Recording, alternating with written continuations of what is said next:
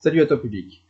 Bienvenue dans cette vidéo qui va traiter de la longueur d'onde. Donc on va déjà se poser la question de qu'est-ce que c'est qu'une onde. Une onde, sa définition, c'est la propagation d'une perturbation. Alors après, elle peut se propager dans un milieu élastique, comme c'est le cas ici, un milieu qui est déformable, ou elle peut se propager dans le vide, et dans ce cas-là, c'est une onde électromagnétique. Propagation d'une perturbation. Perturbation, c'est quoi? Ici, on a tout un tas de petits points qui sont alignés, et si je génère une perturbation, voilà, en générant une impulsion en cliquant sur le petit bouton ici, cette perturbation va se propager. Ce ne sont pas les points qui vont se déplacer vers la droite, c'est la perturbation qui se propage. Si je prends un point ici, tu vas voir, il monte, il redescend et il reprend sa position initiale. Il n'y a pas de déplacement de matière, c'est simplement cette perturbation qui va se propager. Maintenant, là j'ai fait une perturbation en one shot, c'est-à-dire que j'ai généré une impulsion et elle s'est propagée. Maintenant, on peut très bien imaginer que les ondes soient entretenues. C'est le cas sur la petite animation ici, voilà, on a une onde qui va être entretenue et qui va se propager à l'infini. Alors cette onde, elle a une certaine périodicité temporelle, c'est-à-dire la périodicité temporelle, c'est la durée nécessaire pour que ce phénomène se répète identique à lui-même dans le temps. Donc c'est la durée nécessaire pour que le petit point bleu qui est ici, il parte d'en haut, voilà, top, il descend, il remonte, top, voilà, ça c'est une périodicité temporelle, c'est la durée nécessaire pour que ce phénomène se répète identique à lui-même. Maintenant, on va aborder ce que c'est que cette longueur d'onde. Donc tu as vu, cette onde, elle se déplace, elle a une certaine célérité, voilà, elle a une certaine célérité, et elle a une certaine vitesse qui peut se déterminer en chronométrant finalement la distance qu'elle parcourt et en ayant la distance qu'elle a parcourue pendant ce temps-là. Alors maintenant, pour déterminer cette longueur d'onde, je vais partir de la définition même de la longueur d'onde. La longueur d'onde, c'est la distance parcourue pendant une durée égale à sa période temporelle. Donc le temps qu'elle fasse une montée, une descente et une remontée.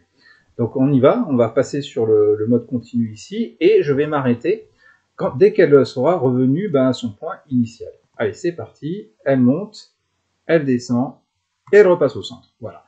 Donc ici, il s'est écoulé une périodicité temporelle, et pendant ce temps-là, l'onde, elle s'est déplacée. Elle s'est déplacée, elle a parcouru une certaine distance, la perturbation a parcouru une certaine distance, et si je veux mesurer cette longueur d'onde, je place le curseur ici, voilà, et là je suis pas trop mal, tu vois, on est aux alentours d'à peu près 12 cm pour cette longueur d'onde.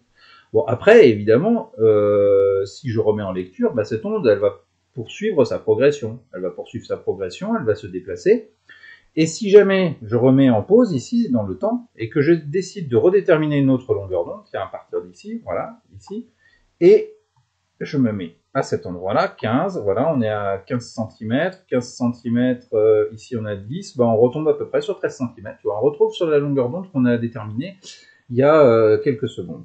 Alors, il y a deux périodicités dans une onde. La périodicité temporelle, c'est le temps nécessaire pour que le motif se répète identique à lui-même. Et là, tu le vois, dans l'espace, il y a une certaine périodicité spatiale. C'est que dans l'espace, quand on prend une photo de cette onde, on voit qu'il y a un motif élémentaire qui se répète dans l'espace. Et c'est ça, cette longueur d'onde. C'est la distance entre ces deux points-là, ici. Voilà. C'est la distance parcourue, si on s'en tient à la définition, par cette onde pendant une durée égale à sa périodicité temporelle. Alors maintenant, je vais revenir sur les ondes électromagnétiques.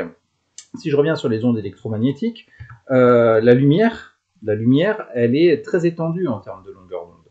Elle est très étendue, mais quand nous, on parle de lumière, le langage commun, il a plutôt tendance à parler de lumière visible.